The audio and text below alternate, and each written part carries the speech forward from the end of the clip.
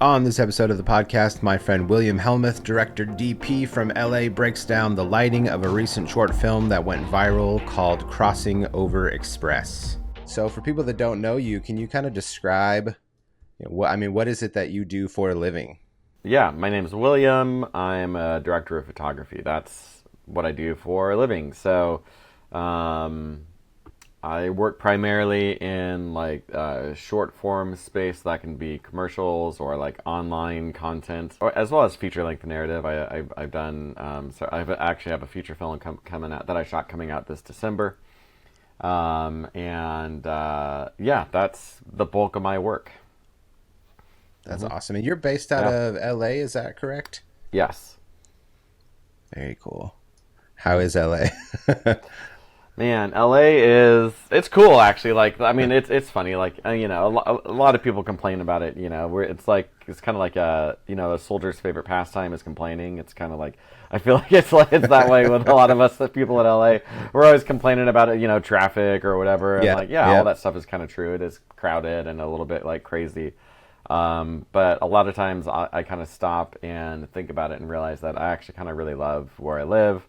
I live just outside of LA, Okay. But still, in it. I can, the area I live, there's, parking, there's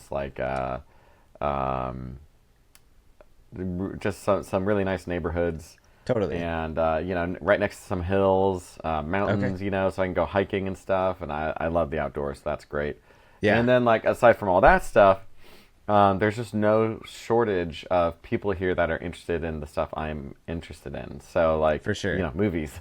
So it's really easy for me to find people, friends that I can kind of nerd out with about, the latest movies that have come out, or not even just movies, just I love my work, and there are lots of people here who also love the same kind of work, and so there's a lot of connection points, which is cool. Yeah. And even just my job, LA has so many great crew members out here. And so I get to work with a lot of the best people in the world, is how I see it. And it's cool. I love it. No, that's awesome. Yeah, LA definitely has no shortage of film crew. I grew up in the San Fernando Valley, so I'm very familiar of the area. I don't get back there too often, but every time I'm there, everything's going on. Everybody's doing stuff. Everybody's shooting something. So it's pretty cool. It's always exciting. It's cool. Yeah. Nice. Right on, man. Well, we got this sweet project that you're working on or did work on. It kind of went viral, for lack of a better term. And that was on X. Is that correct? It kind of shot off on there? Yeah, really. It's funny. We shot it last summer. It was with my friend Luke Barnett. He's got a film that premiered on Netflix earlier this year called Your Lucky Day. Did really well on Netflix, which is cool. He, we've known each other for a long time, actually, just kind of, as, casually, and then also just kind of as buds, Yeah. And then we worked on a mutual friend's short film earlier last year and just had a really great experience, beyond just being really happy working on something cool. We appreciated each other's work a lot on that short, and also just kind of had a good time chatting about life. And so when he had his own short he wanted to go make, he called me up and said, "Hey, could you come shoot my short?" Yeah. I was like, "Yeah, sure. That sounds great." So we went out, we shot it in one day, very low budget, very kind of just, it's really just a great idea that he had. Luke and his writing partner Tanner, that they both had this idea together and wrote it, and it was kind of that blend of an idea and then looking at resources that are available to you. What do we have that we can kind of easily pull together? And so they wrote just kind of the smart, quick, short script that they knew could be done in a day, and with resources and things that they kind of had available to them for the most part.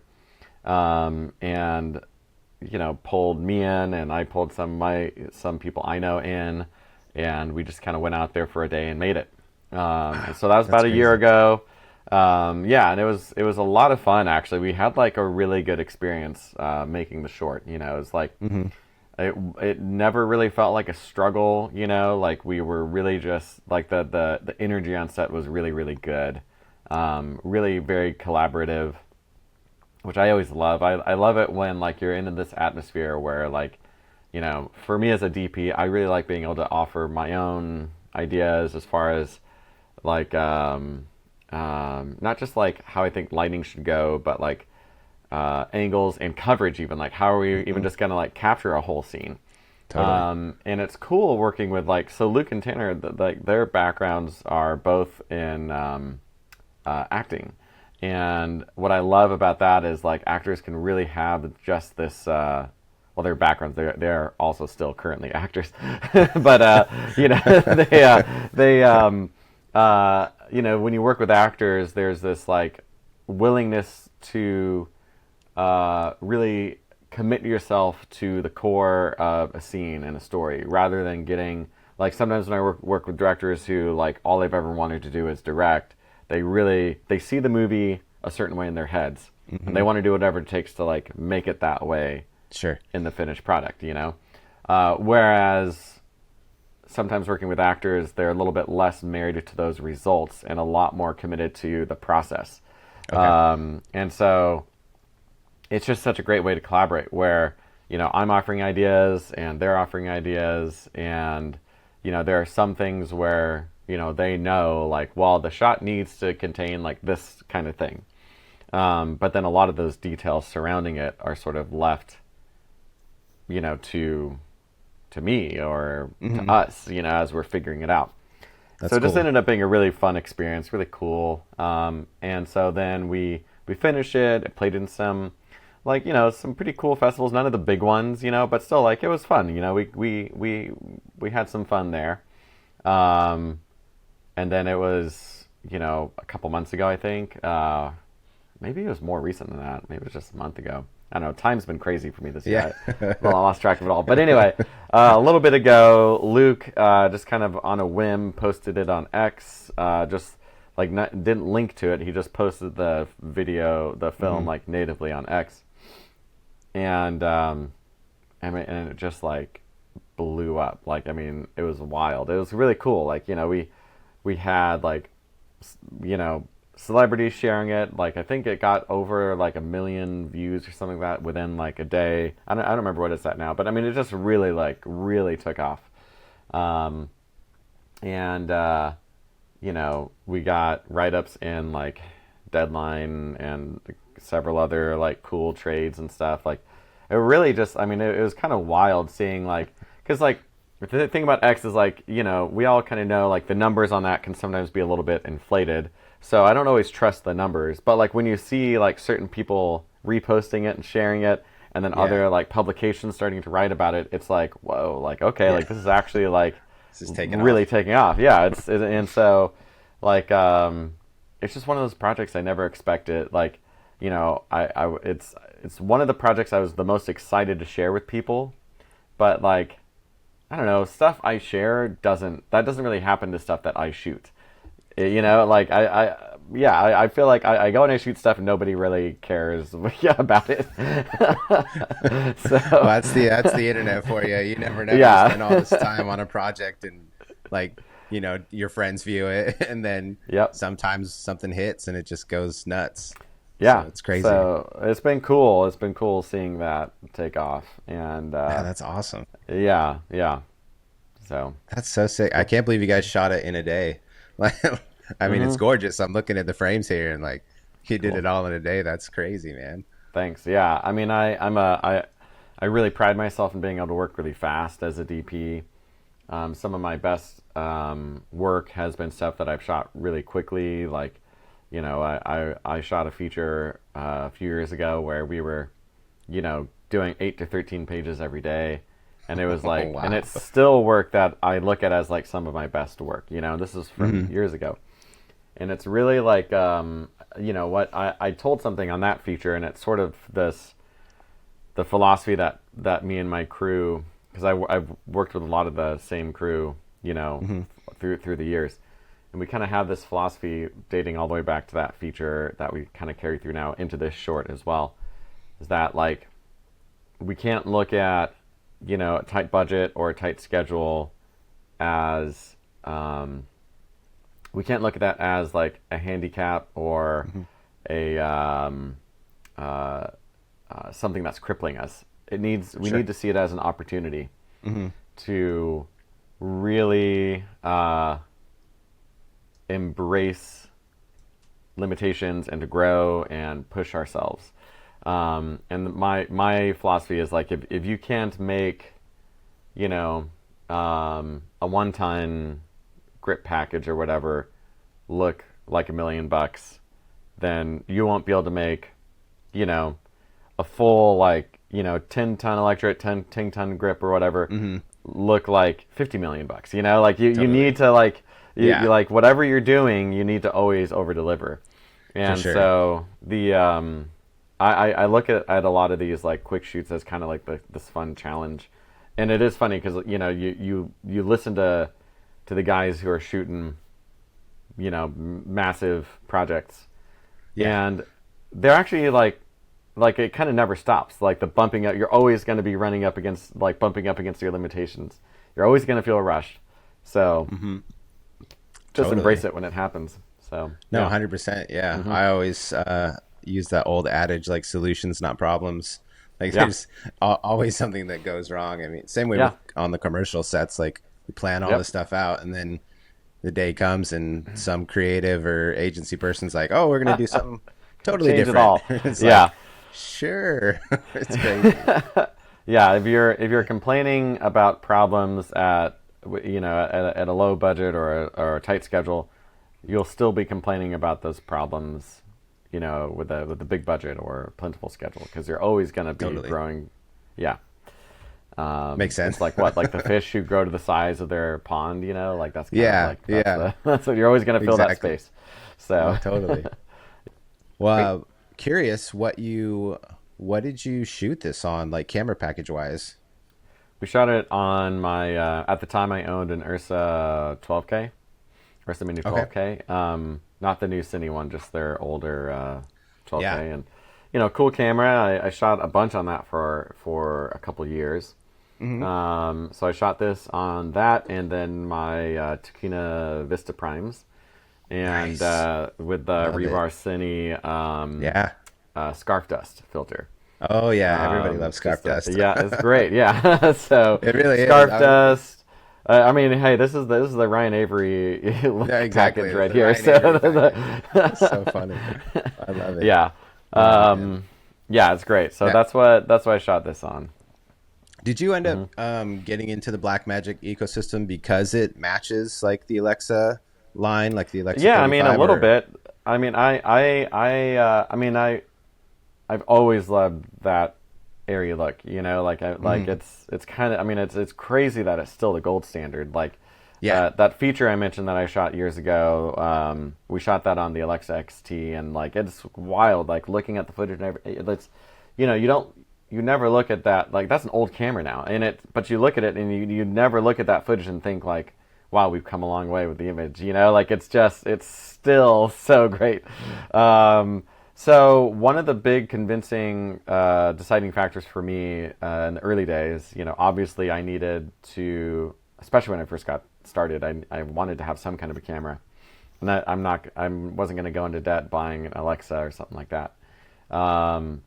But like a DP friend of mine was showing me some footage that he owned an Alexa, and he got the original Blackmagic pocket camera, like the little guy. I actually still have it right over here. Yeah, I still have my original. Yeah. Anyway, but he had that little pocket camera that he was using as a B cam, and so as he was shooting like a dialogue scene and getting, I think with the Alexa he was getting like the medium, and with the pocket camera he was getting the close up or something like that.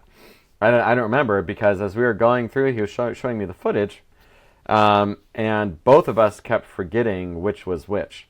And like, not, you know, obviously like the Alexa, like if you can hold them up side by side, like, you know, it's better. That especially that original pocket camera footage is going to be falling apart in weird places and stuff like that.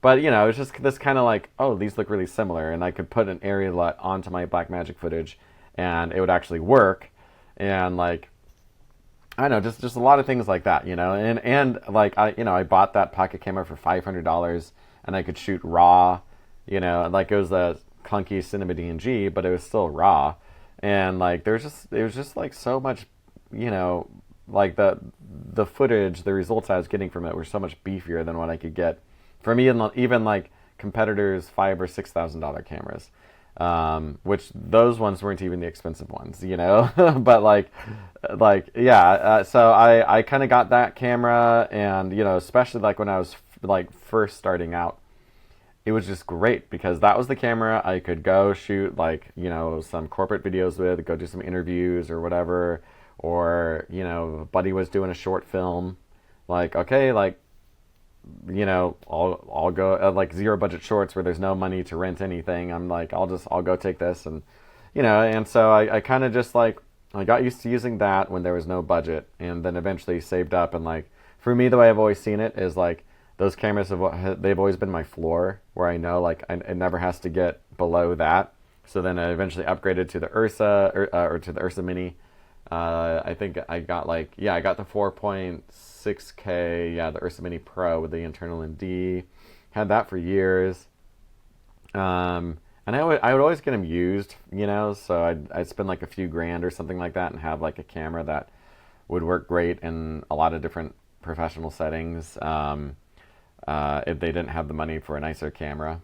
And then like, yeah, so then I got the 12K, and then I sold the 12K last year, and I've got a Pixis now that I really like. But yeah, you know, it's, and they are like, I haven't used their new 12K Cine yet. I think I might be able to get my hands on it, fingers crossed. But the from what I've seen of some of their newer stuff too, though, like from that, specifically the 12K Cine, I think they're going to start kind of breaking into some of this, like, you know, some of these higher end markets potentially. I don't know, but yeah, yeah, it's like Blackmagic for like projects like this, like the Crossing Over Express that we're looking at now. It's always just been like the perfect camera where like, okay, we can't afford to go rent, you know, a Venice or Alexa or something like that. So like, I can bring this along, and I know how to. It's still going to look great, and no one's going to be thinking we shot it on a cheap camera. So, yeah. Mm-hmm. Sweet, man. I'm gonna pull up one of these frames here and let you kind of dive into it. But yeah, that's the truck. That's the box truck that we were filming inside of right there. Okay. Now, cool. This we shot at the end of the day, as the sun was nice and low. We shot outside in just some like vacant lot nearby. The rest, though, we pulled the truck into a studio so we could have control of all the ambient light and all that kind of stuff. So okay, that makes sense. When you go into the like this stuff here, or the one right after, both of these, they're inside of that same box truck. And what we did, like for this shot, for example, you know, I needed that nice compression to really get that over the hip shot just right for this wide. Also to get like all of the, you know, I wanted like the symmetry of the truck right with the leading lines and stuff going to the center and everything. Mm-hmm. So that was like a pretty like specific focal length needed for that, mm-hmm. And perspective. So we just left like for the like almost all the coverage looking in this direction. We shot all that first with the back of the truck all opened up. You know, it had that bay door that swings up and everything. Mm-hmm. So on this one, the camera was outside the back of the truck, just really high up on a tripod, mm-hmm. To get this sort of perspective. And yeah, it's just funny because like, you know, we can, you know, we cheat all the time like this, you know, in movies, like removing walls and all these perspectives that are, like this is an impossible perspective to get in real life inside of a truck. Yeah. But just kind of you don't question it. Like I watch it and I forget it, you know? Totally. But like it's kind of fun. But we shot the whole thing inside this truck, and like, you know, it's like it's funny because it's one of the simplest lighting setups I've ever really done for narrative, mm-hmm. but like it just kind of worked really, really well.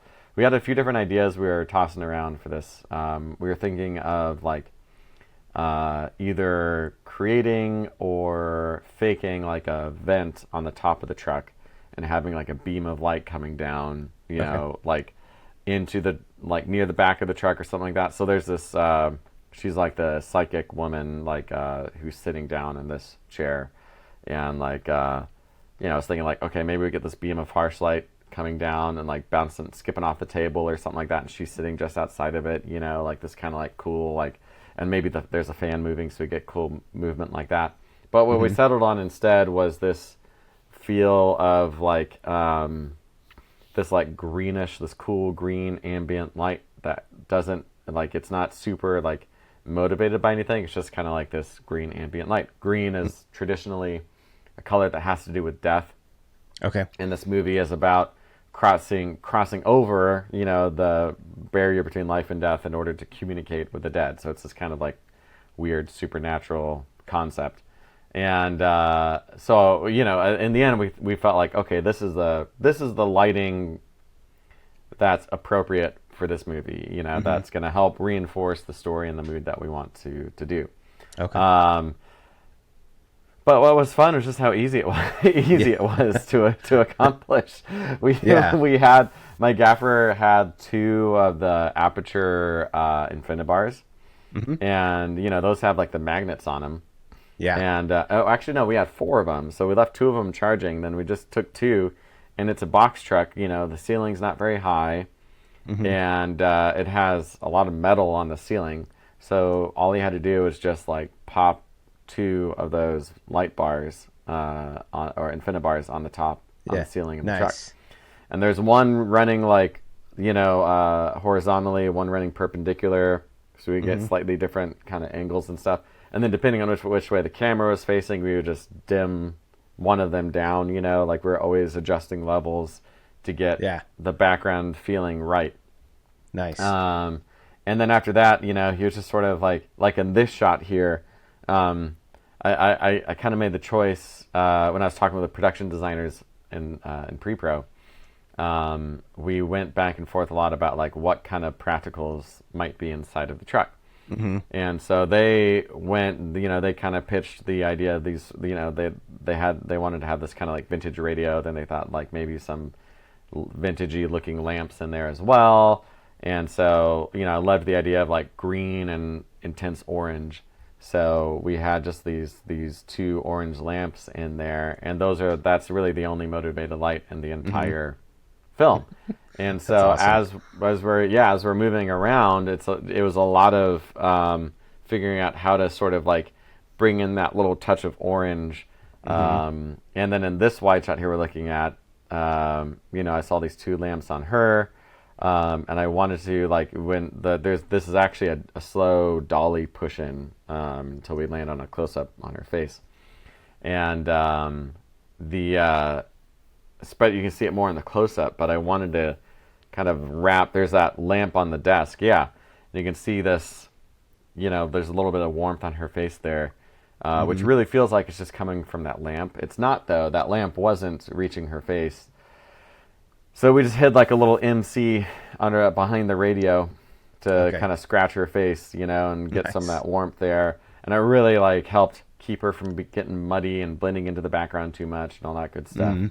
But that was it, you know, for like that wide shot. We just had those 2 Infinibars, that MC, and then as we were bouncing around, we got into a lot of close-ups where it was just those Infinibars on the background with like, I think we had like a flex light. I think we had the F-22C in there, Amaran light, and we would just sort of do like a really soft, or not soft, but just a really subtle sort of edgy, extremely far side type of key here. Yeah, like this kind of thing where it's just, again, it's motivated by those lamps that are, you know, over there, and that's just like the whole thing.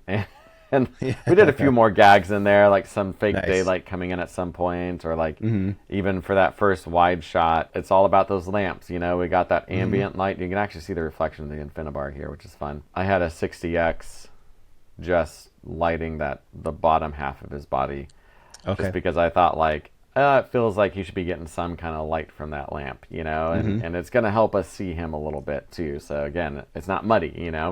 Yeah. But like, I love this kind of stuff where like we're like rocking these like kind of cheap, small lights the whole time. Yeah. There's like something that I think is like really fun about it. I didn't do like much in camera like white balance manipulation. I had a little bit of ND dropped into the camera to help. I think I had just like 2 stops or something like that to help push those shadows a little bit lower. Just like kind of a deeper, richer image that way. But yeah, it's fun. That's awesome. That's very Yeah. cool. I love the, all the smaller fixtures and all this kind of stuff. I feel like it's really aspirational for a lot of people that don't have access, to the huge budgets and the huge sets. And like you were Yeah. saying earlier, like all the problem solving. It's really cool. Yeah. I know a guy who was an electrician on Interstellar. And it's hard to think Oh, of like yeah. a more like kind of epic, big movie than Interstellar, right? But like Yeah. he was talking about like multiple key scenes they shot in that movie where they were like pivotal moments and very powerful moments where they literally just had like a Kino, like an old school Kino, Yeah. lighting Matthew McConaughey like from the ground or something like that, and that would be it. And like crazy. yeah, and he would tell me about like at one point in time he like snuck a little BTS photo and sent it to one of his friends and just said we don't have any excuse, like Yeah. this is the biggest thing possible, and they're still just using these small units. Yeah, exactly. And so I've always thought about that and thought like, I mean, yeah, obviously you get bigger and you're going to start like big lights exist for a reason, and so does big gear. But still like these little units, I think there's just so much you can do with them and Totally. sometimes people just don't, I think they kind of like, they don't even push themselves when all they have are these small units, because they just kind of think like, well, I can't really do anything cool because I've just got Yeah. these cheap lights, but it's not true. Yeah, exactly. Yeah. Same thing here in this close up. That kind of, that green ambient light from above, right? And that's got the background behind her and a little bit on her field side and everything. And then just that warm F-22C there. That's so You can see a little awesome. bit of a daylight gag right there because she opens the door and goes outside. And so we need to see this feeling of daylight. And I think this is just like a 600D, just kind of, Oh, okay. simple kind of gag. Just 600D pushing through the door. And then we can literally just close and open the door and see the Nice. sunlight hitting his face as the door opens and closes. Yeah. Did you fill the box truck up with haze? Yeah, we had some haze in there. Just a little like Party City fog machine. Okay. So Nice. not even real haze. Yeah. Just- I love it. yeah. It's fun. Same kind of thing here. It's funny because like it's all the same method. Like just basically choosing, and that's kind of how I approach a lot of movies in general. Is like choose my language, and I'm more or less I'm gonna stick to this method like the whole time. And yeah, there are going to be some, I'm going to switch things up and change things here and there. Yeah. To kind of subtly move the story, but in general, like I'm following like my own rule book all the way through. Totally. And this is like he's kneeling down, looking at the radio that's on the desk, and so we have this that light on his face again. It's our own light, but it's motivated by the fact that there is this desk lamp right there. But it's cool though because you get this really striking image because it's really orange on him, and the background is Yeah. really this kind of green, and so it's like it really just kind of jumps out at you quickly, which I love, like cinematography that registers quickly, where For sure. you can like right away it's like it's striking. It's a lot of fun. I love it. Do you have any, or I guess I should say, going back to your rules and everything that you were creating for this film, like compositionally, did you find yourself doing anything specific as like a motif, like short sighting or, any Sure. unique things for specific characters?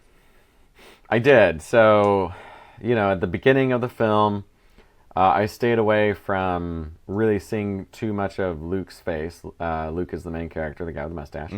So, like, there's that wide shot of him, right? And we don't really see his face in there. Even at the beginning of the film, the opening shot of the film is this dolly where we're on these telephone lines, and then we come down to this. the first shot of him, we're seeing him through a mirror. And then after that, the whole coverage of the dialogue is we're looking at him through glass or from behind with like French overs. So Okay. really trying to like, I'm never getting like just a direct shot, like, close up of his face at any point until he starts talking to his mom. And then, so even like in this scene, the psychic is getting pretty intense. We have a really tight shot of her, but Luke is still, in these sort of medium kind of detached shots, right? So it's not until he starts talking to his mom, and then you can see, so we have the ghost, and then now we're getting into these really tight shots here. And, Okay. I'd bring the camera up a little bit higher, make him look more vulnerable, and then doing some short side framing as well later on. As his monologue gets more and more intense, I'm doing these different takes, some where I'm keeping it somewhat traditional, and then others where I'm kind of letting the camera wander a little bit. Okay. Where sometimes he's drifting like almost like halfway out of the frame or something, as his energy starts getting more frantic, as the 2 minutes with his mom is coming to a close. I'm trying to kind of match that energy with the camera a little bit and with the framing. So yeah, that's kind of the most detailed I got really with the bit. With a short like this, I usually try to keep it pretty simple, not get Totally. too crazy with it. So Yeah. Amazing. And this one here, like this is near the end of the film when she comes back in, and we have this really harsh light on him, and I like that effect where it's like there's this feeling of like insensitivity, with this like harsh sunlight when he's been like he's just had this really like emotional, intimate moment. Totally. And then it's just like getting blasted in the face with sunlight, Yeah. like it's, yeah, it's fun. So I tried to kind of intentionally like, really like, make it these sunlight shots feel really different than everything before. Anybody who hasn't seen it, is there anywhere they can watch it besides X? Yeah, it's up on short of the week as well. So their YouTube channel, you can check it out there. I definitely recommend watching it. Like I'd said, it's one of the films that I've really been that I shot that I've just been really looking forward to being able to share with people. So I think it's beyond just being happy with my work in it. It just came out as like a really great little short film. I think it's beautiful. It says a lot about humanity and our desire for connection and the sorrow of loss and all these other things. It's Totally. great. It's a great little short. So I love it, yeah. man. Very cool. Well, what's next for you? Boy, what is next for William? That's always that's the question of the hour. Yeah, So always. like I mentioned, there's a feature I shot a couple years ago. It's called The Activated Man. It's a horror film. It's coming out in December. As the DP on that, it stars Jamie Costa, the late great Tony Todd, who just passed away a couple weeks ago, unfortunately. But he. So I would say like check that out if for nothing else, just to be able to watch Tony Todd really. I mean, he's got some gnarly monologues in this gnarly, and he really just leans into it. I just love watching that guy talk. He's such a and he was a really great guy too. Getting to work with him is a highlight for sure. That's awesome. So yeah, there's that. That's coming out, and then other than that, I'm gearing up to direct my own feature. Dates for that have not yet been set, but we're almost done casting it, and so once we're done casting it, then we should be able to start getting things really moving.